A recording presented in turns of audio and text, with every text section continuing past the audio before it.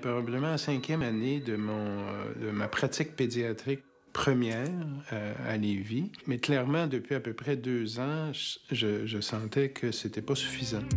Et le risque, c'est de perdre nos grands rêves de devenir... nos grands rêves d'enfants de devenir des héros. Et il fallait absolument qu'il y ait un changement, un point de changement qui se passe, que j'attendais. On fait une tournée le dimanche matin, on va voir les petits bébés, les enfants hospitalisés. Le docteur Untel, il me dit « je suis inquiet, ma fille part en Afrique bientôt, puis ça m'inquiète. » Puis elle part avec son mari, qui est médecin, qui part avec un programme de l'Université Laval là, aux îles Comores. Quand ce médecin-là m'a signifié son inquiétude, pour moi, ça devenait...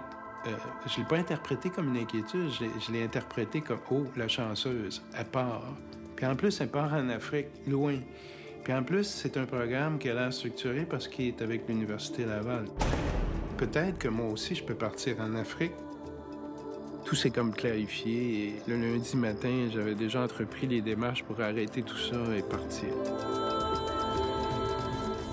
Il fallait que je sois sensible au signal. Si ce matin-là, j'avais pas été sensible au signal et que j'avais pris ça comme un fait divers, c'est clair que je serais encore là ou j'aurais peut-être attendu longtemps avant qu'il se représente une autre porte. C'est très précis dans ma mémoire. Je revois même quand on enlevait nos sarraux un à côté de l'autre. Donc, c'était quand même un événement particulier. Mais ça a été un déclencheur ce dimanche matin, là, très précisément. C'est comme si on ouvrait, dans le fond, notre regard large pour attraper ce qui va nous amener au changement. Partir loin, changer d'air, aller voir ailleurs ce qui se passe. Quand je suis revenu, je me suis dit clairement, je vais faire mes preuves dans mon propre pays, dans ma ville. Et quand j'aurai fait mes preuves comme il faut, je retournerai ailleurs, mais pas avant.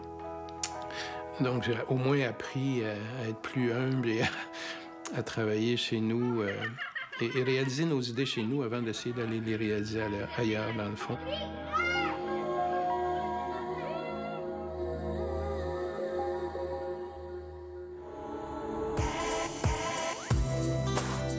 Quand je suis revenu d'Afrique, il s'est présenté une offre de travailler pour les Inuits au Nouveau-Québec, dans la baie la baie d'Ungava. J'ai accepté de faire, en fait, un travail un peu mixte de pédiatre et de représentant de santé communautaire. Donc, ça a été une expérience extraordinaire, dans le fond, pendant 7-8 ans.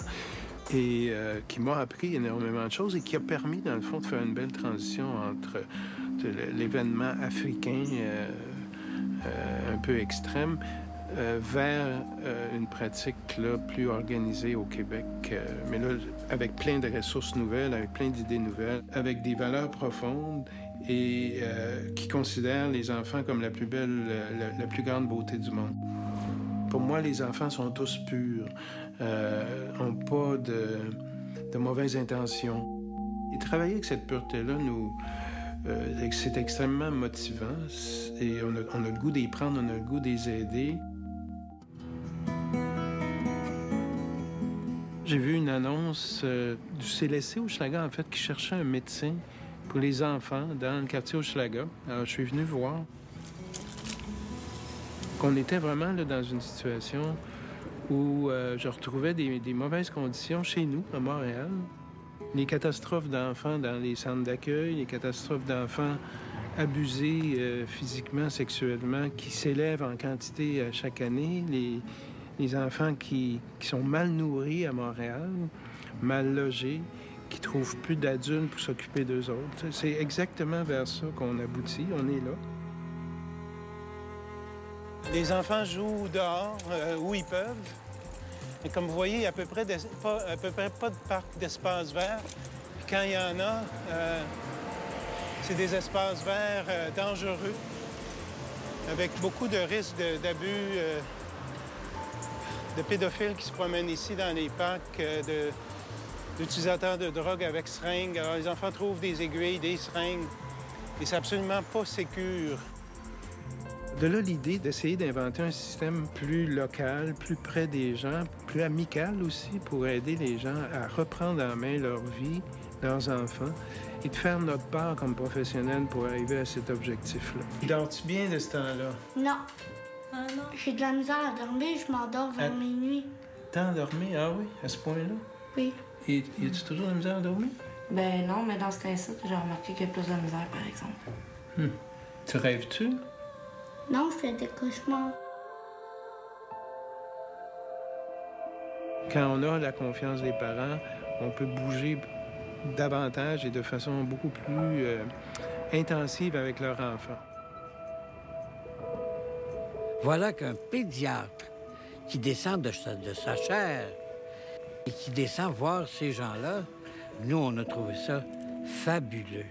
Pédiatre social, il dit, moi, je vais essayer de régler aussi les problèmes d'intégration du quartier.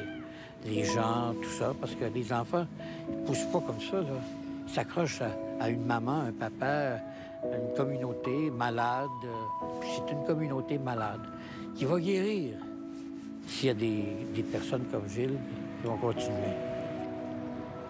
Le mouvement est amorcé. Dans ce sens-là, c'est un succès. C'est un succès local et c'est en train de devenir un succès national, je pense. Enfin, c'est ce que je souhaite, c'est sûr. J'ai 2 jeunes médecins qui commencent et là, ils peuvent commencer déjà avec tout ça, là. Et ce que je veux, dans le fond, c'est qu'ils le portent plus loin. Et là, je vais organiser une rencontre, justement, des deux avec... L'ouverture dans une vie, elle doit être constante, en fait. On ne peut pas se permettre de dire « Oh, j'ai pris la bonne décision en 1980, donc c'est réglé. » Jamais. Et je suis convaincu que dans ma vie professionnelle, il va encore se passer énormément d'événements où je vais devoir prendre la bonne décision et le bon chemin. Il ne faut pas se camper dans un rôle ou s'encarcaner dans un rôle qui va nous étouffer, qui va nous empêcher de prendre le chemin qu'on doit prendre un jour ou l'autre. Et ça n'a vraiment pas de fin.